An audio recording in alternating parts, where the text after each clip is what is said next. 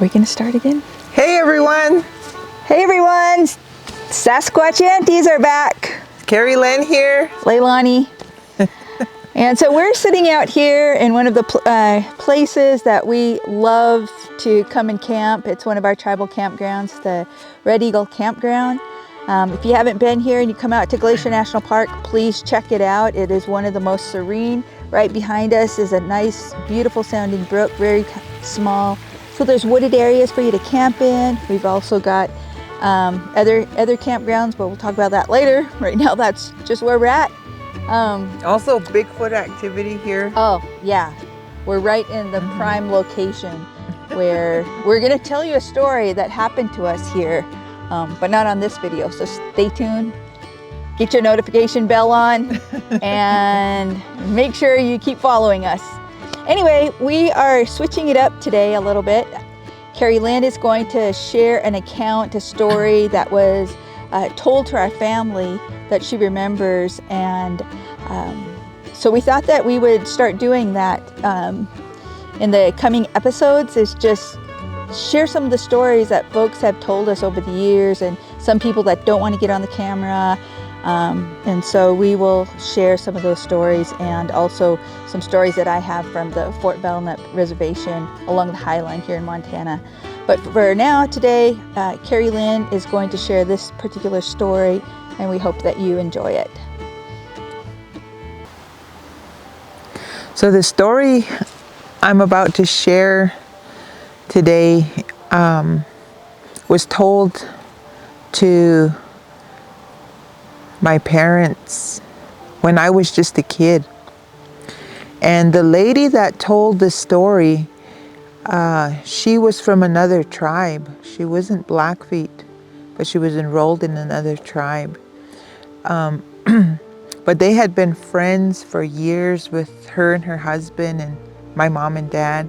They were good friends, and we always went to their house, and we would stay at their house and just, you know, visit and have cookouts and things like that. So we knew them really well. And so one day she started to tell us, she asked us if we believed in Bigfoot. And, you know, my mom and dad told her, yeah, that, you know, the Blackfeets, you know, believed in Bigfoot, and we called them Iimoitapi. And so once she felt kind of, you know, knowing that my mom and dad would believe her story, she began to tell her story. And she was just a little girl at the time, and she said they lived way out in the country, and their house sat way off of the main road. So you had to walk quite a ways just to get to the main highway. And she said, so they had this house way out there. She said, and her parents at the time, you know, they would drink and be in town at the bar. She said, and then they would come home. She said, well, when they would come home with other people. And she said they just kind of have a big party at their house. And she said, so we would just stay in the bedrooms and not, you know, come out. And she said, then pretty soon everybody would pass out and just, you know, be all sleeping. And so she said, one night her parents came home, and she said they were being loud, and she said finally everybody fell asleep, and she said she woke up and she needed to go to the bathroom. She woke up her sister, and she asked her sister if she could go with her to the bathroom. And so her sister was older, and her sister was a little afraid to go to the outhouse. It's because I guess the outhouse sat kind of a distance from their house. And so her sister said, let's not go to the outhouse. It's too early and nobody's up. She said, let's just go to the side of the house, and we can, you can use the bathroom on the side of the house. And so I'll call this lady Sue.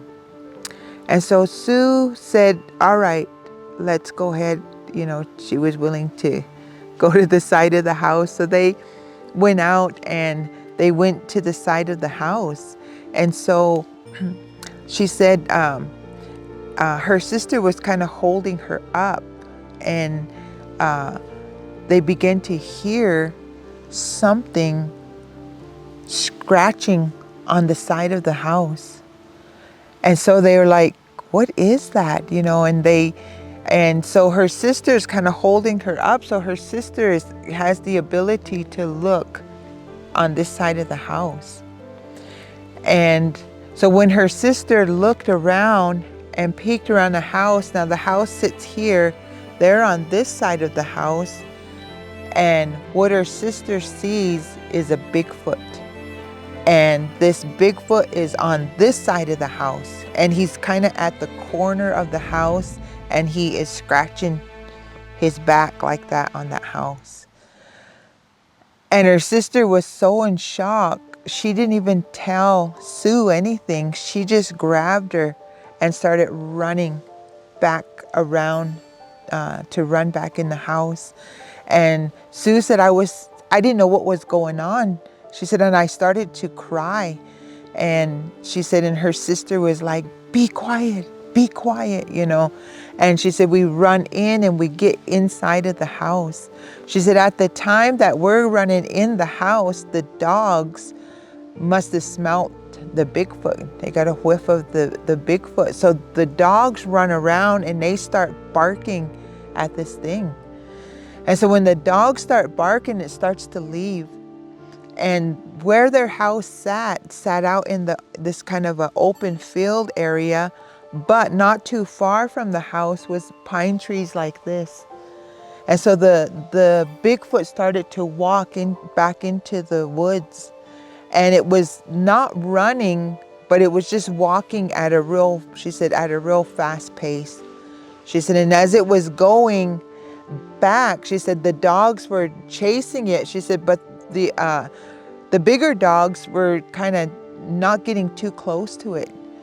But she said they had a little tiny dog about this big. She said, and that little dog, she said, was really like a yappy dog. He liked to bark. And so that's the dog that kind of came up on the Bigfoot.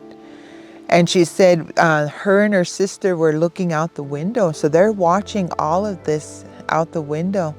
And she said the Bigfoot turns and he sees the dog coming up on it. She said, and it reached down and it grabbed their dog. She said, and it just picked it up. She said, and it just threw it. She said, and I heard my dog yelp. She said, but when it hit the ground, she said, it didn't move. She said, and so she said, it was dead on impact. By the time the dog hit the ground, it was dead. She said, and it just laid there, and there was nothing they could do, you know. They couldn't do anything. They had to wait for the adults and her parents and everything to wake up. And so she said, we just sat in the room just terrified at what they saw. And finally, you know, the adults started to wake up and get up and everything. And as soon as they did, they ran out and told their mom and dad what had happened, what they saw. And so the dad gets up and they go and check on the dog. And he said when he went over there, the dog's neck was broke.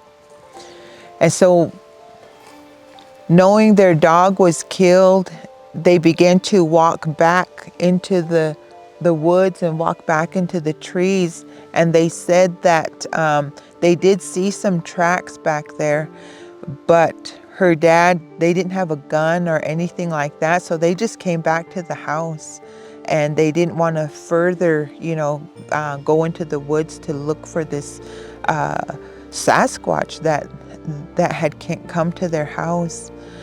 And so she said that through the years, they would hear screams and they would hear different things there. And it was a few years later, because at the time of this incident, I think Sue was about 7 and her sister might have been around 12. And so when her sister was about 17, 18 years old, she came up missing. And she had left that residence, her and her cousin, and they were going to hitchhike back into town. And so they left, and it was at nighttime. And Sue said my sister and cousin headed out, and they were gonna go into town. But then the cousin got scared because it was so dark and everything, and they made it to the road. And then the cousin said, let's just turn back. I don't wanna hitchhike. I don't wanna go on the road. Let's just go back home. And then the sister said, no, I'm gonna go to town. You can go back if you want, but I'm going to town. So the cousin turned around and went back home. Well, then a day later, when the sister didn't come back home, they started to get worried. And now this was kind of normal that they would hitchhike to town, and I know how that is because I lived 7 miles out in a community, and it was common for people to hitchhike from our little community back into Browning. So where they lived, that was kind of common for them to just hitchhike to town. And so they didn't think too much of it, but when their sister never returned, they began to search for her and look for her. And at the time that Sue told my mom and dad this story, Sue is about in her maybe mid-30s by the time she's telling this story to my mom and dad. And she felt like at the time she told my mom and dad, she felt like Sasquatch had taken her sister, because up to this day, her sister has never been found, and they never did find her sister. And so that was the story that stuck with me as I grew up, and that story never left me. I always remembered Sue's story that she told my mom and dad. And what really stuck with me was the heartache of not knowing what happened to her sister. And that was all she could blame. She felt like maybe Bigfoot, Sasquatch, Sabe had taken her. And for many years, we would always talk about this story. And so I just wanted to share it with you. Sue has passed away, but I know, that if she was here, she was such a kind lady that I know she'd probably be willing to share her experience. But I wanted to share this on our channel, and because it's always been a story that has stuck with me throughout the years.